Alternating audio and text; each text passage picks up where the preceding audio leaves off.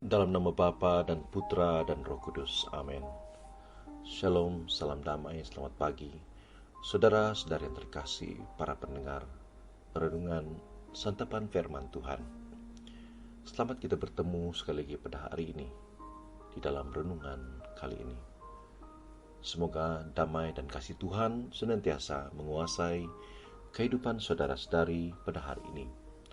Hari ini adalah 18 November 2022 bersamaan Hari Jumat, Minggu Biasa ke-33. Kita akan sama-sama mendengarkan bacaan dan renungan Injil yang diambil dari Lukas bab 19 ayat 45 hingga 48. Mari kita sama-sama mempersiapkan hati kita untuk mendengarkan bacaan Injil.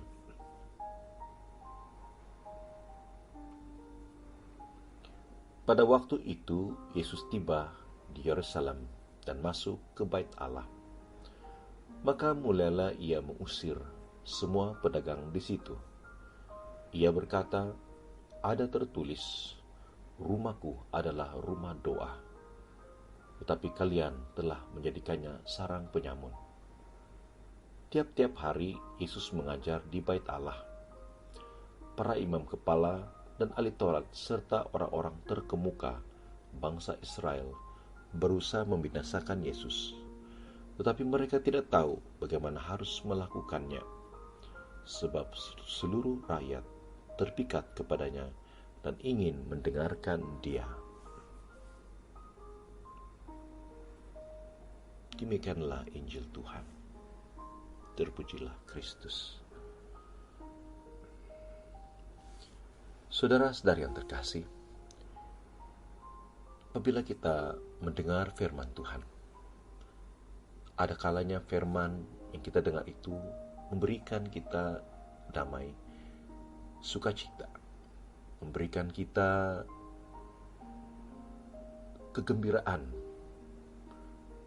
sehingga kita merasakan ia manis untuk didengar. Tetapi ada kalanya firman yang kita dengar itu seperti menembak kita, mencabar kita, menegur kita. Dan itu terasa pahit untuk diterima, untuk mengakui keberadaan diri kita dengan firman yang kita dengar.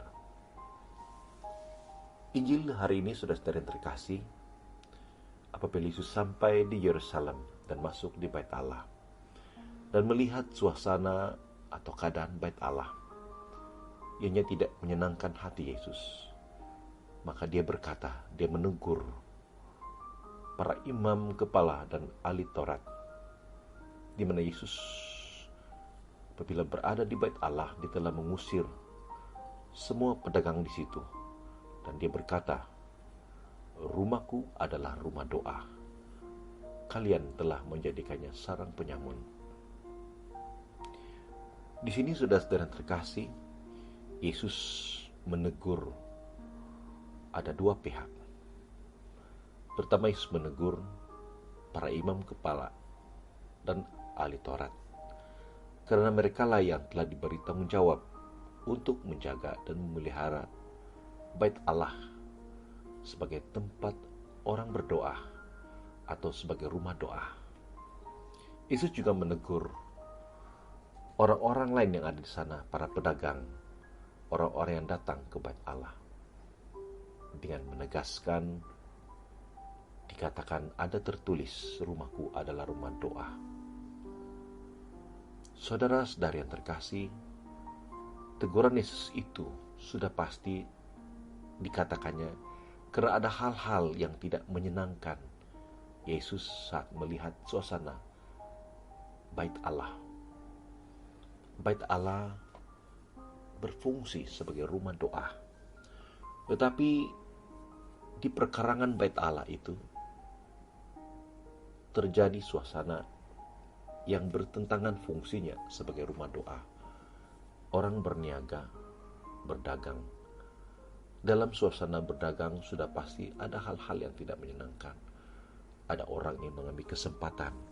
Kata seorang lain, ada orang yang mencari keuntungan, dan macam lagi perkara-perkara yang tidak menyenangkan bagi Yesus yang berlaku di bait Allah.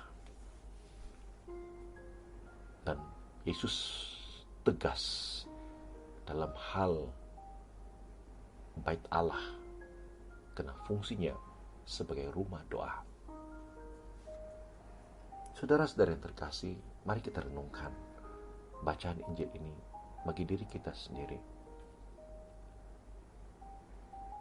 Mungkin ada di antara kita adalah kalangan para pelayan atau pemimpin yang telah diberi bertanggung jawab untuk menjaga dan memelihara bait Allah ataupun rumah doa ataupun gereja. Pada hari ini kita sebut sebagai gereja. Dan kita yang dipertanggungjawabkan ini, bagaimanakah sudahkah kita telah memberikan yang terbaik, bertanggung jawab dalam memelihara dan menjaga gereja sebagai tempat rumah doa kita? Adakah kita telah sungguh-sungguh menjadikan gereja itu sebagai rumah doa, menyediakan tempat, suasana maupun kemudahan sesuai dengan fungsinya sebagai rumah doa? Karena kita dipertanggungjawabkan untuk hal ini. Dan saudara-saudari, mungkin ada di antara kita juga sebagai umat yang datang hari Minggu ke Misa Kudus maupun datang secara pribadi ke gereja untuk berdoa. Saudara-saudari, mari kita renungkan selama ini bila kita berada di dalam gereja, khususnya menghadiri Misa Kudus, bagaimana sikap kita berada di dalam rumah doa gereja itu? Adakah kita sungguh-sungguh dapat menyadari bahwa gereja itu adalah rumah doa? Bagaimana kita semua memelihara suasana gereja itu sebagai tempat orang berdoa? Mungkin sebelum Misa Kudus, kita menjadikan kesempatan di dalam gereja itu untuk sungguh berdoa, memelihara bersama untuk suasana berdoa sebagai persiapan diri kita untuk masuk di dalam Misa Kudus. Maupun apabila kita berada di dalam gereja seorang diri, kesempatan yang terbaik untuk kita duduk sebentar dan berdoa di depan altar. Karena gereja itu adalah rumah doa, tempat untuk kita menenangkan diri, berdoa, bertemu dengan Tuhan secara pribadi di tempat yang tenang, jauh daripada kesibukan hal-hal di rumah. Kita menjadikan sungguh-sungguh gereja itu sebagai rumah doa kita. Saudara-saudara yang terkasih, marilah kita sama-sama berusaha menjadikan gereja kita sebagai sungguh-sungguh menjadi tempat fungsinya yang sebenar sebagai rumah doa, memelihara setiap masa, sama ada dalam perayaan liturgi ataupun Misa Kudus ataupun ibadat sabda, kita tetap sungguh-sungguh dapat mempunyai kesadaran bahwa gereja itu adalah rumah doa. Maka kita menghormati tidak adanya mengambil kesempatan, mengambil keuntungan di dalam gereja. Bahkan apabila kita datang beribadat, sama ada Misa Kudus atau ibadat sabda, kita mencipta dan mewujudkan suasana sama-sama bahwa di gereja itu sungguh-sungguh adalah tempat berdoa, bukannya tempat untuk bercerita, melepak-lepak. Seperti kita ingin menyamakan gereja itu seperti di luar gereja, seperti kedai kopi, di rumah, di tempat orang lepak-lepak, berborak-borak, bermain-main. Tetapi gereja fungsinya adalah rumah doa.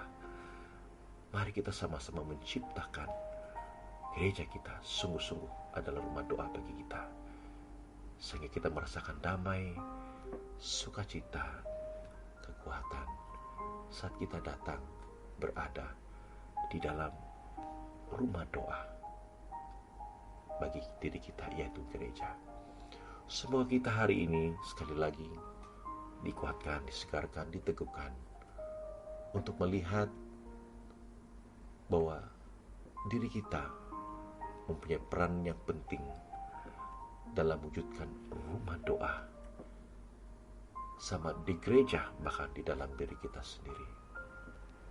Amin. Dalam nama Bapa dan Putra dan Roh Kudus.